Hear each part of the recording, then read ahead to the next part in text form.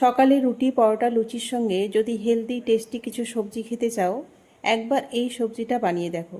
Trust me, খেতে এতটাই ভালো হবে, দ্বিতীয়বার অবশ্যই আর বেশি সময়ও লাগবে না। প্রথমে একটা ফ্রাই প্যানের মধ্যে পরিমাণ মতো সর্ষের তেল দিয়ে তেলটা হালকা গরম হয়ে গেলে 1 টেবিল চামচ গোটা জিরে, 1/2 টেবিল চামচ হিং ফোড়ন দিয়ে কেটে রাখা আলুগুলো দিয়ে দিচ্ছি।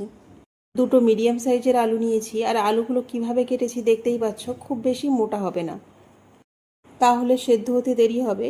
সামান্য লবণ ছড়িয়ে 1-2 মিনিট নেড়েচেড়ে নিয়ে লো হিটে ঢাকনা দিয়ে আলুটাকে সেদ্ধ করে নেব।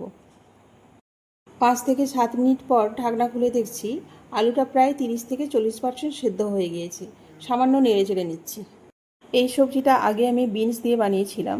এই বর্ষাকালে বিনসটা অ্যাভেলেবেল ছিল না, তাই বরবটি দিয়ে বানিয়ে দেখালাম। আলুগুলো নেড়েচেড়ে নিয়ে দিয়ে দিচ্ছি কেটে রাখা বরবটি, একটা বড় সাইজের পেঁয়াজ, অর্ধেক টমেটো, দুটো কাঁচা লঙ্কা, পরিমাণ মতো হলুদ গুঁড়ো, টেস্ট অনুযায়ী লবণ। আমি যে পরিমাণ আলু বরবটি নিয়েছি, টেস্টের ব্যালেন্স ঠিক রাখার জন্য অর্ধেক টমেটো নিয়েছি। তোমরা তোমাদের প্রয়োজন অনুযায়ী কোয়ান্টিটি বাড়িয়ে কমিয়ে নেবে। 1 থেকে 2 মিনিট নাড়িয়ে চাড়িয়ে একটা স্পেশাল মশলা বানিয়ে নিচ্ছি এই সবজির জন্য। 2 ইঞ্চি আদা, 2টো শুকনো লঙ্কা, 1 টিস্পুন 5 ফোড়ন আর 1 ইঞ্চি দারচিনি। এই গোটা মশলাগুলোকে মিহি করে না বেটে জাস্ট ক্রাশ করে দিয়ে দিতে হবে। এতে ফ্লেভারটা অনেক সুন্দর আসবে।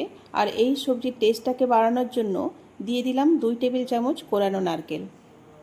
আর এই রেসিপির পুরো কাজটাই গ্যাসের ফ্লেমটা লো হিটে রেখে করতে হবে, কারণ এক্সট্রা জল এতে ব্যবহার করব না।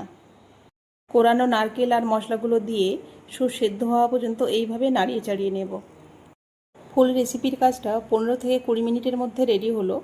এই সবজিটা আমি পরোটা দিয়ে পরিবেশন করলাম, লুচি রুটির সঙ্গেও ভালো লাগবে।